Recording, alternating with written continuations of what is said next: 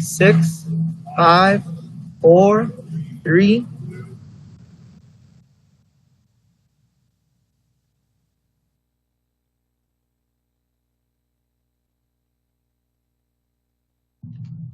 Good afternoon, ladies and gentlemen. Today, the board will participate in 3 meetings. We'll start with a workshop on policies, followed by a special meeting, and lastly, our tentative budget adoption will take place at a time certain of 5:05 p.m.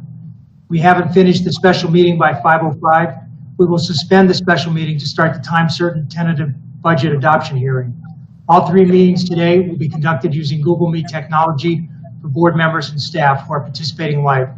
Viewers and listeners can access the meeting today by either watching on Comcast channel 235 or by using the YouTube link on our webpage at palmbeachschools.org. We also offer a listening-only option, which the public can access by calling 561-357-5900 or toll-free at 1-866-930-7015.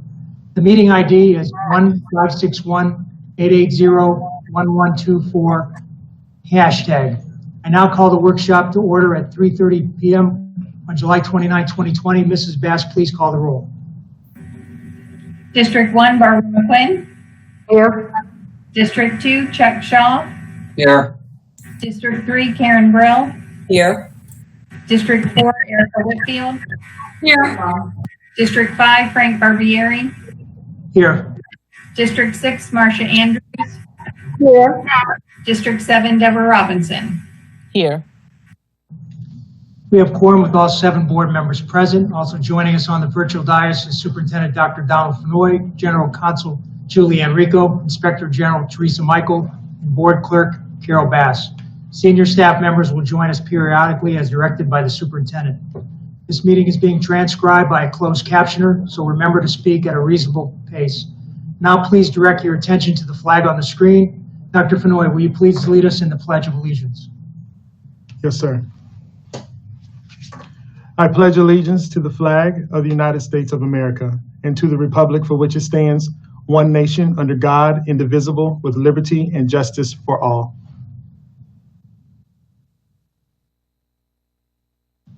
Thank you, Dr. Fenoy. A quick review of our meeting protocol. Excuse me. Remember, if you are not speaking, please turn off your microphones. Board members, if you need to step away from your computers for a moment, please turn off your camera. For the public's information, when a board member's camera is off, the board member is still present at the meeting and can still hear and see what's happening.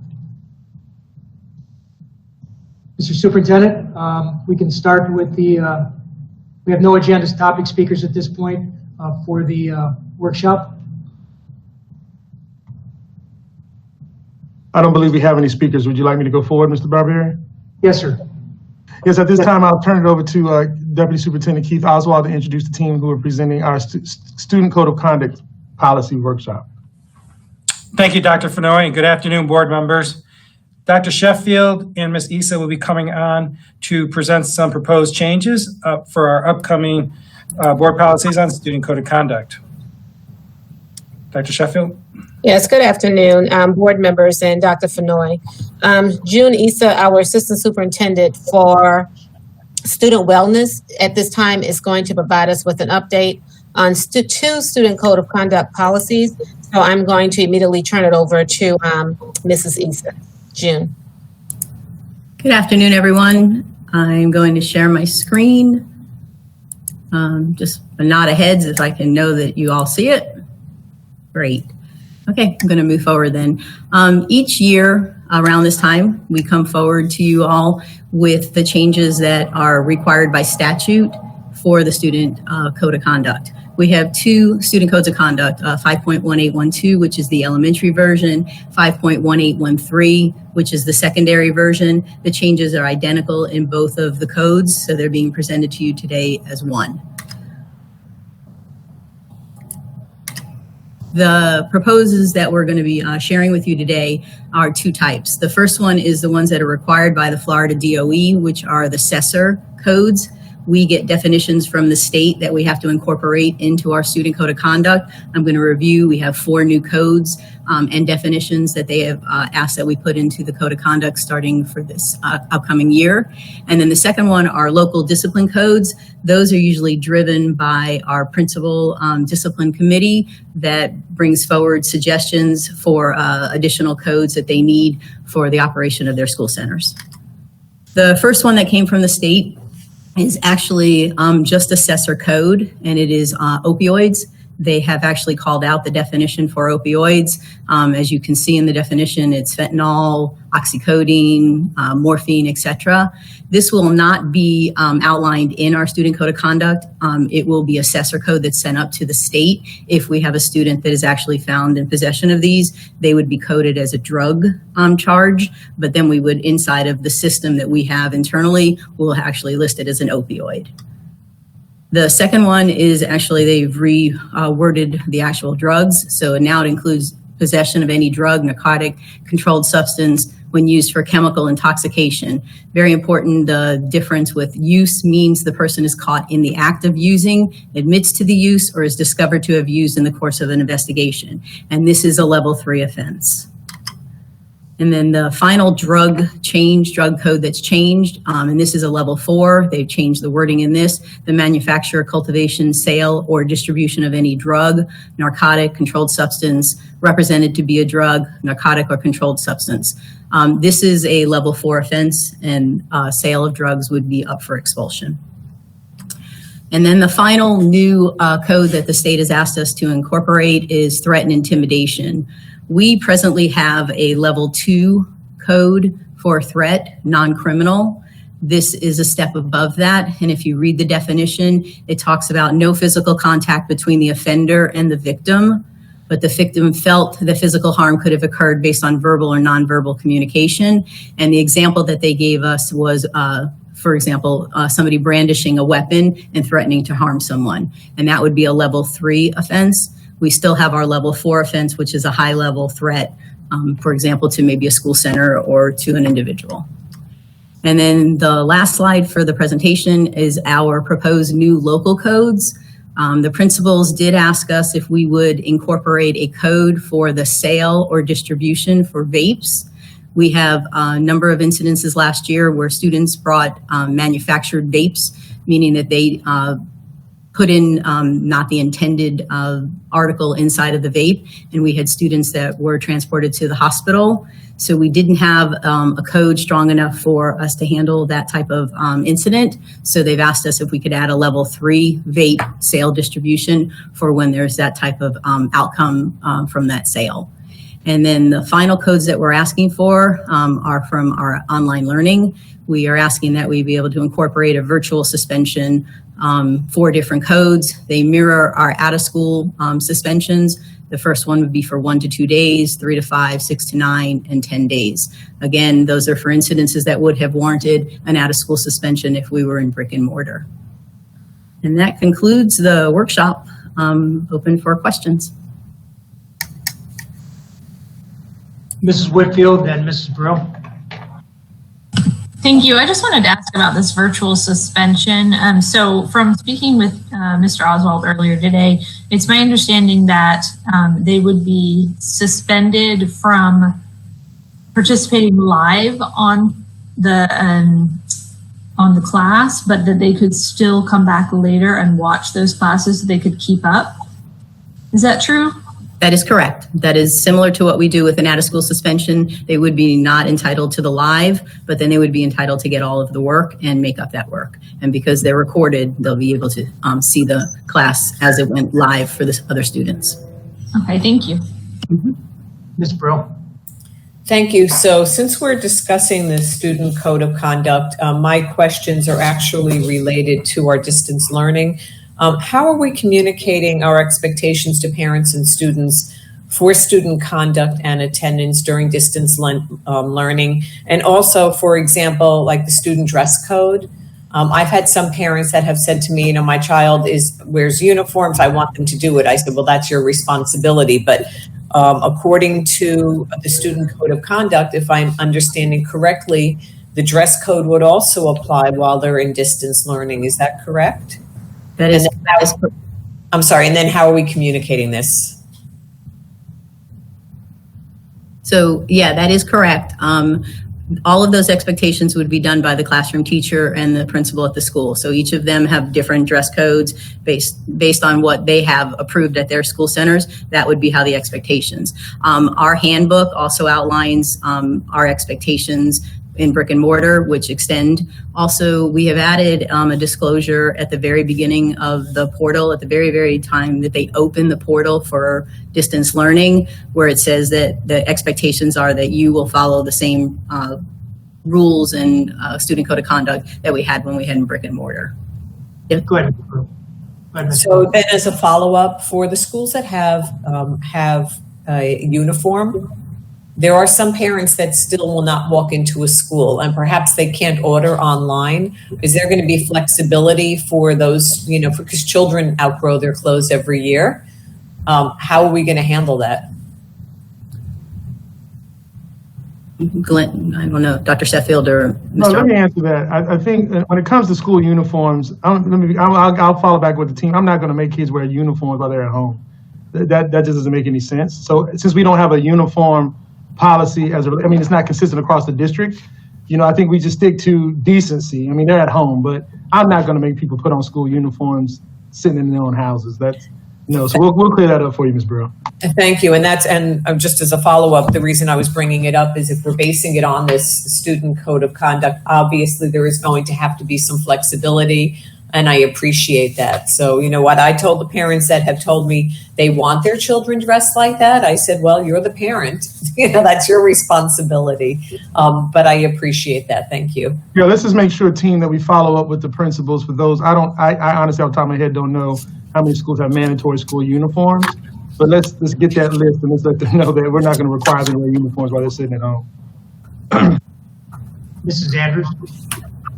Thank you, and I do understand the new changes coming down from the state, but when a child is involved in drugs, sale or using the drugs, and it's not listed in the policy, but there is a spot that should be in place for specific counseling, mental health counseling, and going to the drug court. Can you talk a little bit about how that works when a child is actually committing one of these offenses? Sure. We actually don't outline it in the student code of conduct, but it is an action. It's part of the responsibilities of the school administration for us to be able to refer the students, first of all, to an alternative to suspension for drugs and alcohol. We still have an alternative to suspension program, and then also for drug court if they qualify. So those are actions. We don't list the actual incidents or actions inside of the student code of conduct. I just think it should be, parents should know that piece as we begin to do this, because this is like a sickness, and there should be some of the counseling mechanisms in place for mental health and support for these children. Thank you. Mm-hmm. Dr. Robinson? Thank you. I have three areas of questioning. So to start with the drugs. So this was about sale and distribution. Can you scroll back to that so that I'm making sure I'm right? So manufacture, cultivation, sale, and distribution. So this is not about use, correct? That is correct. This is just sale. Okay. And then was there a previous? There we go. For use. So if they admit to use last night at home, do they get coded under this and punished? Not if they didn't use it on our campus or prior to coming to our campus. Mm-mm. So can we specify that? I don't know how it's outlined in the student code of conduct, but can we specify that we are talking about admitting to use on campus or being under the influence on campus? If that's what you're telling me this means, can we clarify that? Yes, I'll get back with legal and look at the definition, and based on what the state has provided us, we'll see what we can come up with. Yes, ma'am. Okay, thank you. And then on the threat and intimidation, so tell me how that definition, will we still have our level 2 threat? Yes, ma'am. And tell me how they differ, please. This one is where the individual actually felt that there was physical harm. The other one might be, I'm going to beat you up after school. I have 6 friends, but there was, no opportunity to feel that there was physical harm that could have occurred. This one, they use the definition to make it a little bit stronger by, I'm in the hallway and I catch up with somebody and I take out a knife and I say, I'm gonna cut you after school, don't tell on me or something of that sort. So there's a definite fine line between a level 2 offense and a level 3 offense. Yeah, I would agree. It sounds like it's a very fine line because those 6 friends that could come to beat me up, I might know that 3 of them are really big, and I'm going to interpret that. I'm going to tell the school administrator that I was afraid for my life, and it's going to automatically make it up to this level 3.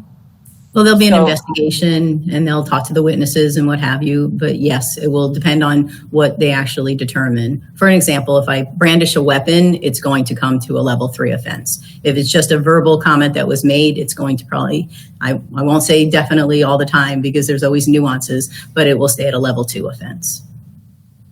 Okay. So listen, what I know for certain is in the outside world, and you know what I'm going to say, I see you smiling. In the outside world, all I have to do is say, but I was afraid for my life, okay? And that didn't change what the other person did, and I didn't have to actually be afraid for my life. So I just want us to monitor that carefully, because there's a lot of subjectivity potentially. If they brandish a weapon, that's done. I get that. But these other verbal threats of physical harm, that, and so to my last question or point is, who is it that looks at the disciplinary data disaggregated on a regular basis so that in 6 months, who do I ask about any disparities that exist between the threat level 2 and the threat level 3?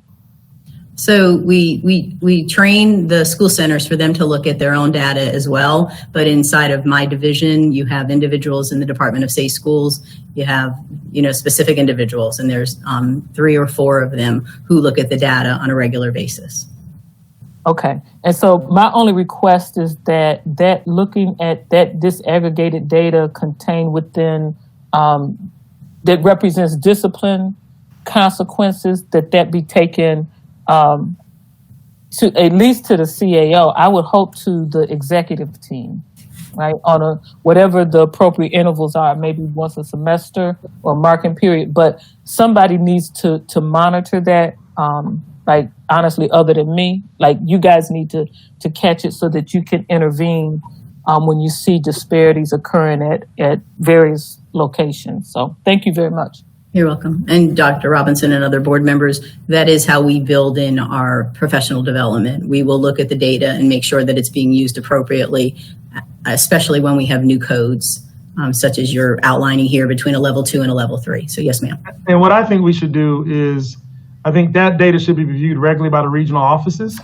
And then what we'll do is at executive cabinet, we'll figure out a cadence for us to have that roll up. What I think what makes most sense is maybe once a quarter, I'll have the regionals actually report to executive cabinet on those realities in their particular region. So that's what so Ed, put that on our list and we'll make that a part of the expectation of the regional officers to review that data.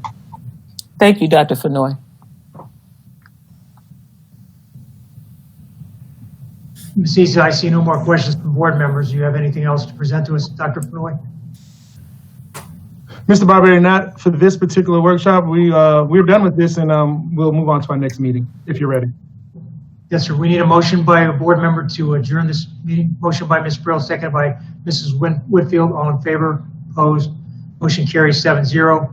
Now call the meeting, the special meeting to order.